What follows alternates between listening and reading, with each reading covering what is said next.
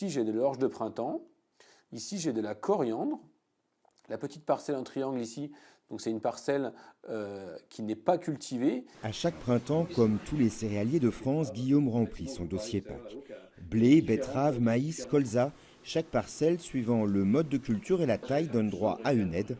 Sans l'Europe, ce père de 3 enfants ne s'en sortirait pas. Dans le monde entier, tous les grands pays agricoles notamment accompagnent leur agriculture.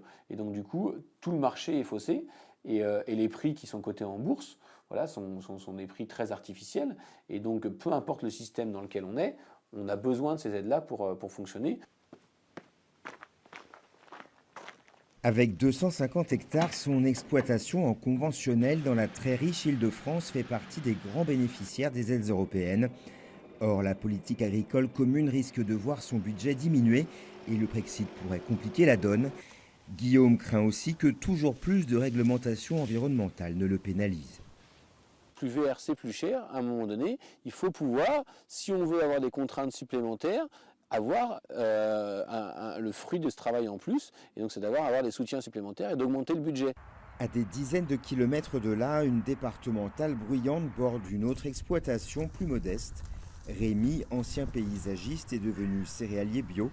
Il plante des arbres dans ses champs pour renforcer la biodiversité et atténuer les effets du réchauffement climatique. Pour lui, être céréalier, c'est toute une philosophie. Mon objectif, c'est de cultiver et de ne pas exploiter. Mon but, c'est quand même de récolter quelque chose à la fin de l'année, mais en impactant un minimum mon espace. Une de ses spécialités, la farine de sarrasin, qu'il livre en circuit court.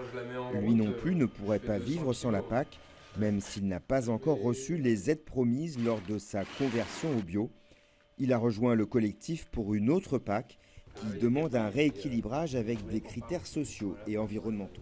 Nous voulons une politique agricole qui accompagne une production d'alimentation pour la population plutôt qu'une production agricole qui alimente le marché mondial.